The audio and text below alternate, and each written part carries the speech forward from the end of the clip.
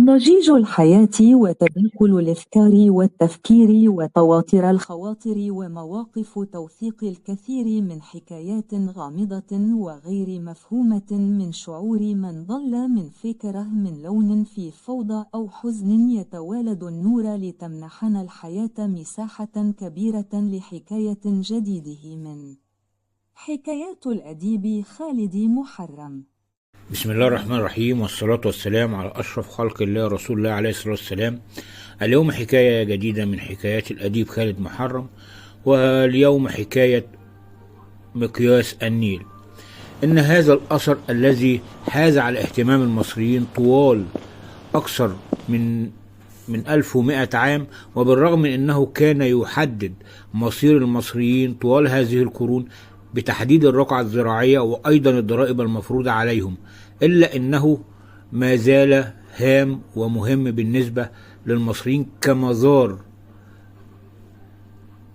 إسلامي موجود، ويعتبر أقدم المزارات الإسلامية بعد جامع عمرو بن العاص، ومن قبله مسجد سادات قريش، فيعتبر هذا ثالث أثر موجود أو أنشئ في العصر الإسلامي. وهذا الأثر يوجد في جزيرة المنيل، حيث يوجد هذا المقياس، والوسيلة الوحيدة ليه من بر الشرقي كوبري المنستيرلي باشا الخشبي للمشاة، والذي يطلق عليه البعض كوبري العشاق لطرازه الإسلامي الفريد من نوعه، والذي يتعدى طوله 70 مترا، ويتميز بالقبة الإسلامية التي أمام حضراتكم، وعبوره باتجاهنا جنوبا لمسافة حوالي 200 متر مرورا بمسجد قايتباي وقصر المنستيرلي ومسجد حسن المنستيرلي ومتحف أم كلثوم. أول شيء يقابلنا هو هذا التمثال الجرانيتي لعالم الرياضيات الأوزبكستاني أحمد الفرغاني باني هذا المقياس. وكان الهدف من بناء مقياس النيل كان لمعرفة منسوب المياه الحقيقي بصفة مستمر، لأنه كان الوسيلة الوحيدة التي يمكن من خلالها تحديد مستوى المعيشة الحقيقي للمزارعين في مصر، وبالتالي يمكن عن طريقه حساب عملية فرض الضرائب العادلة على المصريين.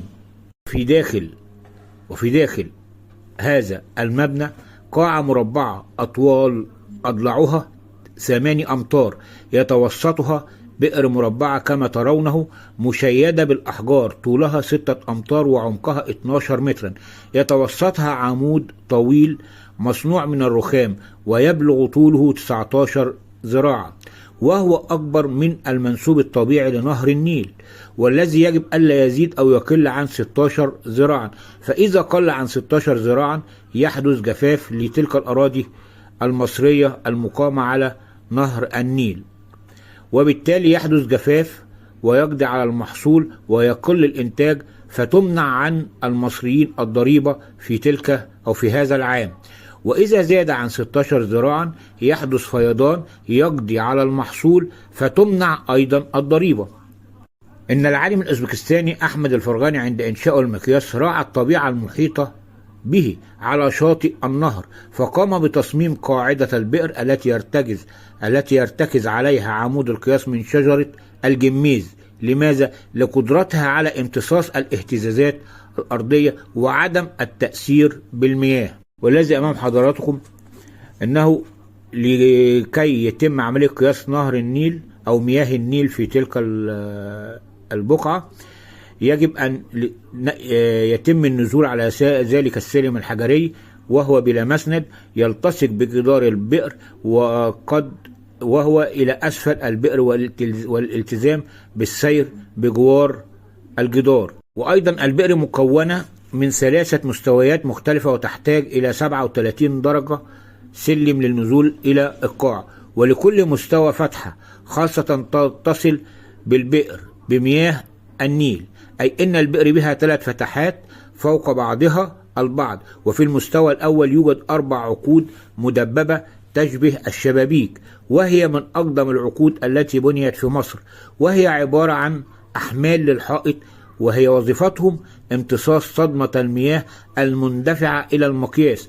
كما لاحظنا بعد النقوش على الحجر الطويل لهذا المربع مكتوب عليه أمام حضراتكم الآية الكريمة رقم 32 من سورة إبراهيم، التي جاء فيها قوله تعالى: الله الذي خلق السماوات والأرض وأنزل من السماء ماء فأخرج به من الثمرات رزقا لكم وسخر لكم الفلك لتجري في البحر بأمره وسخر لكم الأنهار. صدق الله العظيم. المستوى الثاني بدأ يضيق في المساحة ويوجد به الفتحة الثانية، وهي تكاد تكون مثل الأولى من حيث الاتساع، ولكن لا يوجد حولها أي من العقود.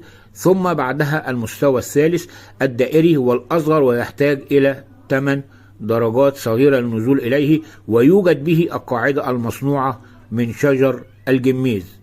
وللوهلة الأولى عند نزولك أو نزول أي فرد لقاع البئر تلاحظ آثار المياه التي تسربت بفعل الرطوبة والتجاهل الأرضية وجدران بئر المقياس، مما أدى إلى حدوث بعض التهالك على الأخشاب بالمقياس.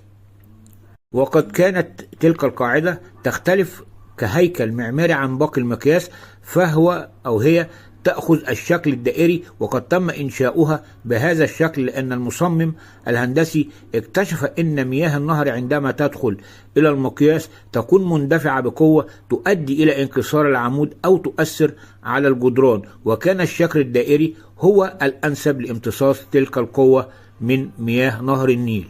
وإلى هنا نلتقي في حلقة جديدة من حلقات الأديب خالد محرم، والسلام عليكم ورحمة الله وبركاته. بسم الله الرحمن الرحيم، والصلاة والسلام على أشرف خلق الله رسول الله عليه